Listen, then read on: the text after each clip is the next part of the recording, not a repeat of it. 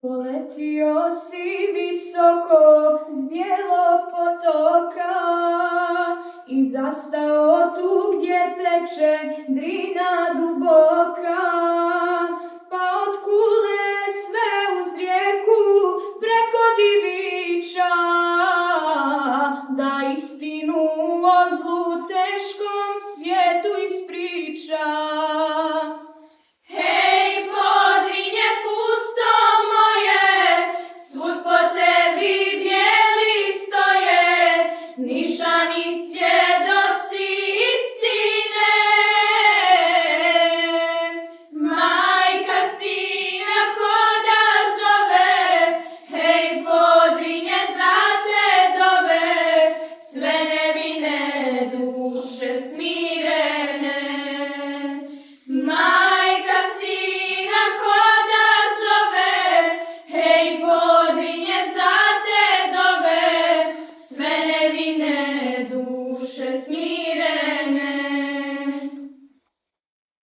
Nastavio si visoko i do Kušlata, djevojčica gdje još traži oca i brata.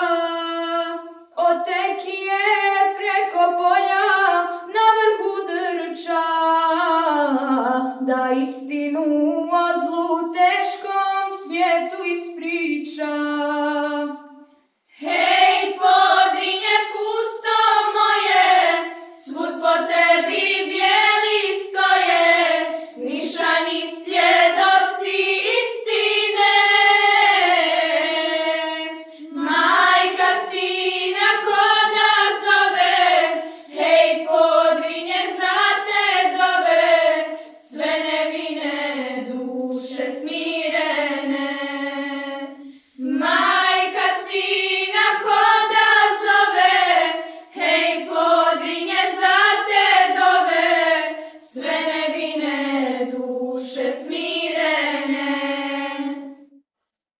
Potočari i veljaci, onda rakita, od te tuge i žalosti soko zaklikta.